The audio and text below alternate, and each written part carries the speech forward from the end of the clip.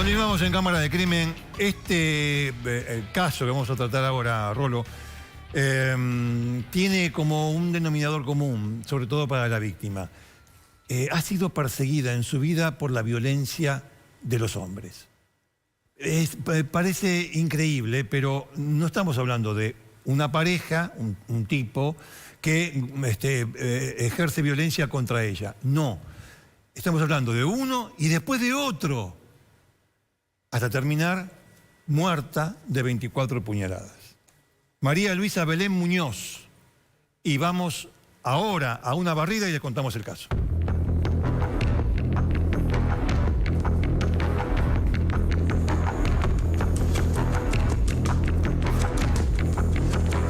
Richard Luisa tenía 34 años, tenía 4 hijos de entre 3 y 12, un hijo chiquito, sí. Y había sido perseguida por la violencia de género durante gran parte de su vida. Como bien decías, a los 19 años ella conoció a un hombre, Alejandro Albornoz, con el cual se puso de novia.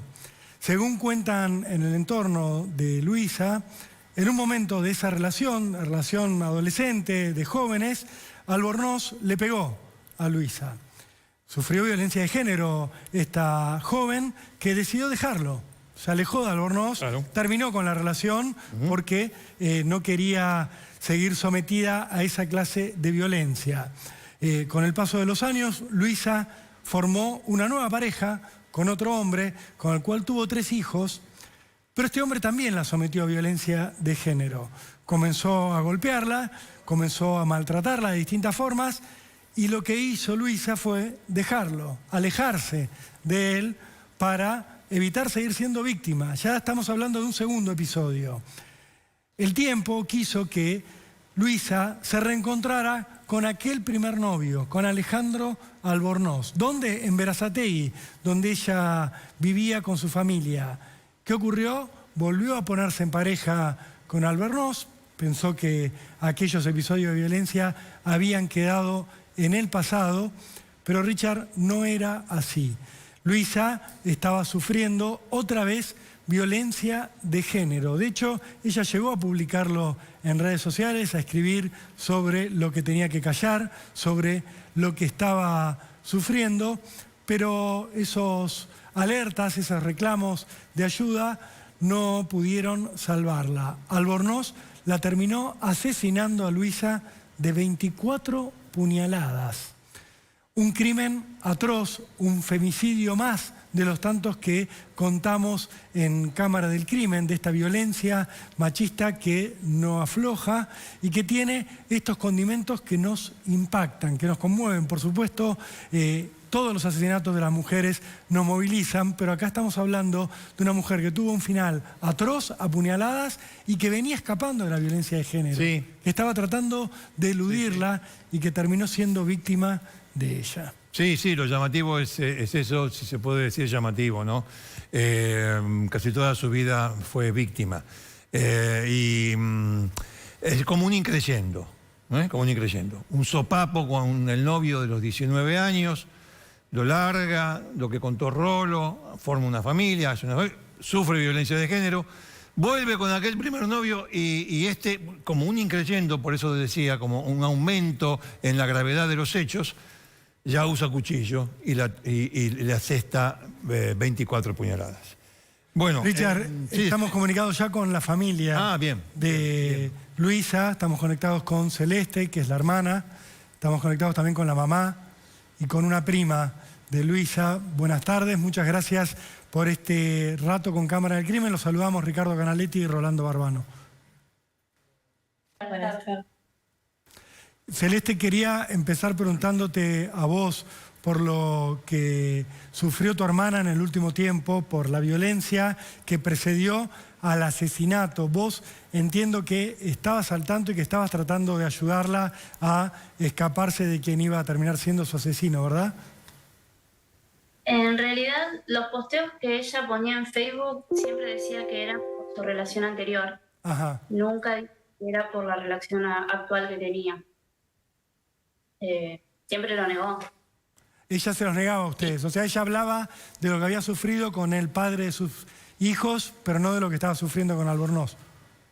Exacto, ella siempre ponía que había sufrido y que nunca más lo iba a hacer y demás, era como que hablaba de la relación anterior y no de la actual. ¿Y ustedes sabían que la relación actual no era buena? Sabíamos que la manipulaba por el hecho de que la había alejado mucho de la familia. Mi mamá hacía 4 años que ya no podía ver a mis sobrinas ni a ella, no tenía contacto, no hablaban, nada, y vivimos a la vuelta. Pero sabíamos que era más... ¿Por qué motivo? ¿No? La señora Alejandra es la señora que está ahí en el medio entre ustedes dos. Digo, ¿por qué motivo? ¿Porque hubo una pelea, por ejemplo? ¿O simplemente, no sé, no respondía a los llamados? ¿Qué pasó? ¿Por qué no veía a sus nietos? Porque mi hija decidió formar pareja con Albornoz Sí. cuando comenzó la pandemia. Cuando comenzó la pandemia, sí. Entonces, al no poder tener contacto, yo le hacía videollamadas, hasta que en un momento me dijo que no le hiciera videollamadas porque las nenas se peleaban por querer saludarme. Entonces le mandaba mensajes de audio hasta que me dijo que las nenas se peleaban porque querían contestarme al mismo tiempo los audios. Entonces les mandaba mensajes de texto y llegó el momento en que ya no me los contestaba, o sea, como quien dice, me clavaba el visto y nada más. Sí, sí. Y bueno, yo las pocas veces que podía pasar por la casa, si las nenas estaban en la terraza, yo desde abajo tenía la posibilidad de hablar con las nenas, hasta que llegó un momento en que las nenas me hacían con la manito por abajo, chau, y me veían a mí, se tenían que ir de la terraza porque tenían prohibido también hablar conmigo. Prohibido. ¿Y quién les prohibía? ¿Vos llegaste a saberlo esto? ¿Si era ella o si era él el que directamente le daba esta orden a los chicos? Él les daba esas órdenes. Incluso, bueno, mi hija que había quedado embarazada y cuando lo tuvo al bebé, también en plena pandemia, yo fui a cuidarla porque le habían hecho una cesárea que en realidad iba para un parto normal, pero bueno, ahora con todo esto nos estamos enterando de que a ella le hicieron una cesárea porque él la obligó a hacerse ligadura de trompas porque no quería tener hijos. Todo muy complicado, pero todo esto ustedes se fueron enterando después del asesinato de Luisa. Exacto. ¿O son cosas que van descubriendo ahora? Exacto. Y sí, dígame, señora. No, es que ella estaba muy compenetrada con la iglesia y entonces es como que ahora nos enteramos, hasta incluso miembros de la iglesia me han venido a decir de que sabían todo, que ellos sabían todo lo que estaba pasando, pero no hicieron nada. ¿Sabes por qué? ¿Por qué? Porque la mandaban a orar para que al marido se le fuera el demonio que tenía. ¿De qué iglesia estamos hablando? La iglesia del Puente de Quilmes Oeste, iglesia evangélica. Una iglesia evangélica. ¿Y qué más les contaron en la iglesia? Porque digo, esta locura de mandarlo a orar en lugar de mandarla a la justicia a hacer la denuncia, choca un montón, pero ellos, ¿qué nivel de información sabían aún más? ¿Hablaban, tenían conocimiento de golpes, de violencia física sobre Luisa? Esta señora que me lo dijo, que me vino, me apretó las manos y me dijo, Lalu era como si fuese mi hermana, yo la amaba y demás, me dijo hasta incluso que ella sabía que mi nieta, desde los 9 años, tenía una relación consentida con el padrastro. No lo entendí, señora. ¿Puede ser un poco más clara? Sí, que la nena fue violada de los 9 años hasta los 11 por el padrastro. Esta gente lo sabía y me vinieron a decir que era una relación consentida, que la criatura consentía la violación. Es atroz. Cuando habla del padrastro estamos hablando del femicida. Exacto. O sea que este hombre, además de someter la violencia de género a su hija, según dicen en esta iglesia, también abusaba de una de sus nietas, de una de las hijas de Luisa. Exacto. ¿Y esto ustedes lo han podido denunciar ante la justicia ahora para que se investigue también? Está todo en el expediente. A la iglesia, ¿ustedes le pudieron poner nombres y apellidos como para denunciar también si alguno de estas personas que estaban en conocimiento de esto pudieron haber actuado como encubridores o como partícipes en algún punto? Porque digo, ser informado de un abuso contra un menor y no hacer nada es algo punible también por la ley. ¿Ustedes también van a accionar contra esta gente? Incluso la persona que me lo dijo me dio su nombre, apellido y me dijo que es abogada. Ah, bueno.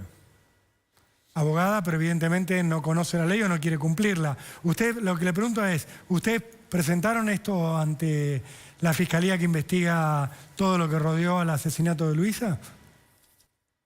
Esto lo tenemos que... O sea, yo lo que presenté hasta el momento fue toda la declaración que hicimos el mismo domingo, que bueno, uno se va enterando las cosas a medida que va pasando los días. Puse lo de la violación porque vino una vecina también a testificar que se lo habían comentado ahí, porque bueno, a nosotros Luisa nos decía que estaba todo bien y lo tapaba con una sonrisa. No, y digo, y estaba todo mal.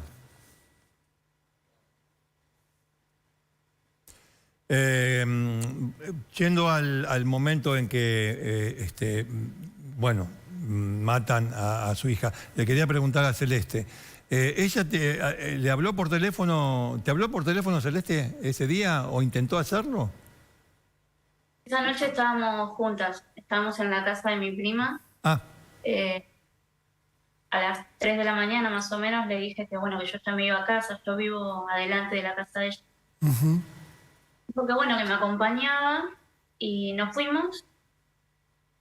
Yo entré, bueno, por mi entrada y ella tiene un pasillo que entra hasta el fondo. Y ahí fue cuando yo, bueno, entré al baño, me cambié y cuando me acosté fue que escuché los gritos. Tengo la pared de mi cocina que divide y da al baño de ella. Ahí fue cuando la escuché gritar. Le gritaba a Alejandro y yo empecé a golpear la pared y le gritaba Lalu, le decimos nosotros. Lalu, Lalu, y golpeé la pared y se dejó de escuchar y bueno, la llamé, no me atendió, le mandé un mensaje, le dije atendeme porque llamo a la policía, no me contestó. La llamé a mi sobrina y ella me respondió y le pregunté dónde estaba la madre y me dijo, está en el baño. Me dijo, vení, por favor, te suplico, vení. Y ahí fue que empecé a llamar a todos para que vayamos hasta la puerta a intentar, no sé, que salga o entrar, claro. Mi sobrina me dijo que no me podía llamar porque Alejandro le había borrado mi número. Ella estaba tratando de comunicarse con la gente de la iglesia, pero todos dormían a esa hora, que nadie no tenía cómo pedir ayuda. O sea, yo la llamé, no sé, la llamé, se me dio por llamarla y bueno, me pude enterar de eso. ¿Estaba Albornoz ahí en la casa? Sí, él fue quien llamó a la policía. Ah, él llamó a la policía. ¿Y qué le dijo a la policía? Mi sobrina me mandó un mensaje y me dijo Ale que ya llamó a la policía, pero que llames vos también. Supuestamente los policías dijeron que él en el llamado había confesado el crimen. Nosotros hasta el momento no sabíamos nada. Y bueno, ellos vinieron, no sé cuántos móviles eran muchos. Y bueno, sabían que habían 4 menores adentro porque él les dijo. Entonces, bueno, procedieron como tenían que hacer. ¿Los chicos vieron algo de la situación final del asesinato de su mamá? No, escucharon que se habían peleado en el baño, pero no vieron. Es un horror. ¿Los chicos cómo están ahora y dónde están en este momento? Los chicos están conmigo, están bien, están contenidos con toda la familia. bueno, recién el lunes me van a firmar una guarda provisoria. Claro. Para que yo pueda comenzar ya con la guarda definitiva. Y bueno, para poder presentar todo en los colegios y bueno, al bebé le faltaba toda la documentación. ¿No estaba documentado? Tiene 3 años ya, ¿verdad? Estaba documentado, pero por lo que me dice la nena mayor, es que Albornoz había hecho desaparecer toda la documentación del bebé porque de esa manera tenía para castigar a su mamá. Para castigarla. Es una historia de terror con la que se están encontrando, ¿verdad? Digo, cada detalle que nos cuentan conmueve más que el anterior. Y pensar a estos chiquitos en el medio de toda esa situación y conviviendo con este violento, uno piensa, ¿qué destino el de Luisa, que terminó escapando de un violento para caer en manos de otro violento? ¿Ella llegó a denunciar a su anterior pareja por violencia de género? ¿Pudo hacerlo o fue solo una cuestión que hizo pública entre sus allegados y entre ustedes? Con la anterior pareja tiene perimetral. Ajá. Porque incluso el 29 de noviembre del 2023 ella había vuelto a hacer las perimetrales por resguardo a las nenas, más que nada, porque bueno, también nos enteramos, porque ahora que tenemos los papeles en mano, estaba acusado de que el propio padre le había puesto un cuchillo a la criatura en el cuello para amenazarla a ella. Entonces, por eso tenía la perimetral. Bueno, son gente sin límite, uno y otro, bueno, sobre todo el último que termina matando, ¿no? Pero bueno, gente sin límite, no hay palabras, en realidad no hay palabras, porque su hija, tu hermana, sufrió casi toda su vida este tipo de acciones, ¿no? Sí, con uno la pudimos rescatar porque habló. Claro. Porque tenía opción que hablar y porque estaba en contacto con la familia. Entonces, con el primero la pudimos salvar. Con el segundo no. Con el segundo no. Qué tristeza. ¿Ustedes sabían de la relación previa que había tenido con Albornoz cuando ella era joven y por qué motivo se había cortado en aquel momento el vínculo? En aquel momento eran muy chicos. Y bueno, ella había decidido cortarla. Es más, el pibe no entraba a mi casa, venía hasta la puerta, que se veían porque, no sé, eran compañeros de escuela, una cosa así. Y ella misma me dijo, no, mamá, ya con Ale no pasa más nada, qué sé yo. Y todo adolescentes. Claro. Sí, se entiende. No, pero porque uno piensa en los antecedentes que tenía este hombre, que ya había sido agresivo con Luisa y que termina reencontrándose con ella para asesinarla después de tener un hijo. La verdad es que es escalofriante, estuvo muy reciente, fue el último domingo este crimen, pero lógicamente es muy impactante ver lo que fue la historia de vida y el recorrido de Luisa y de sus hijos. Y me imagino para ustedes estar viendo esto. Pasa que para ella, como él, cuando volvió a reencontrarse, él iba a la iglesia, era como que él había sacado la maldad de su corazón y que se había transformado en una persona de bien. Bueno, los hechos lo desmienten. Señora, su hija había terminado sus estudios secundarios y tenía la intención, la finalidad de seguir una carrera, ¿no? ¿Es así? Ya estaba inscrita en la facultad, la había inscrito a la prima. Ah, perfecto. ¿Y qué iba a estudiar? Martillera pública. Martillera pública. Claro. O sea, estaba llena de planes, tenía un hijo chiquito, tenía otros 3 hijos y se termina encontrando con esto. ¿Albornoz la iba a dejar estudiar por lo que ustedes conocen ahora? Porque vemos que la tenía aislada de casi todo su entorno. ¿Era un motivo de conflicto también esto o no llegaron a enterarse ustedes? El tema de que ella fuera a estudiar. Sí, ella sí, la iba a dejar estudiar porque si bien ella ya había estudiado, ya había terminado el secundario, ella durante el 2023 se mostró totalmente distinta, contó que su relación había cambiado, que estaba bien, que se veía feliz y había empezado a salir, iba a la casa de las amigas, cosa que antes no hacía. Ujú. Que ella decía que era por la pandemia que no salía. Nunca dijo que que no la dejaba salir. Claro. Son cosas que hablamos por las nenas. Ella decía que por la pandemia que resguardaba a su familia, que no salía, y por eso es que en el 2023 empezó a salir, empezó a estudiar, se empezó a juntar, a reencontrar con todos, de vuelta, empezó a venir a mi casa, a la casa de sus amigos, de primos, tías. Dígame, para ir cerrando, porque ya no tenemos mucho más tiempo, ¿a qué se dedicaba Albornoz? ¿Cuál era su trabajo, oficio, profesión? ¿Qué hacía? Él era electricista y Electricista. albañil. Bien. Bueno, les agradecemos mucho a las tres como esta comunicación con Cámara de Crimen, con Rolando, conmigo. Obviamente esperamos, el curso natural de las cosas es que este tipo sea condenado a perpetua, así que vamos a estar siguiendo el caso como hacemos con todos y le reitero las gracias por estos minutos con Cámara de Crimen. Gracias. Y las personas que sabían y que no hablaron también. Sí, Sí, por supuesto, que sean investigadas, claro que sí. Muchas gracias. Gracias. Qué historia la de esta mujer, ¿eh? Sí. No, y además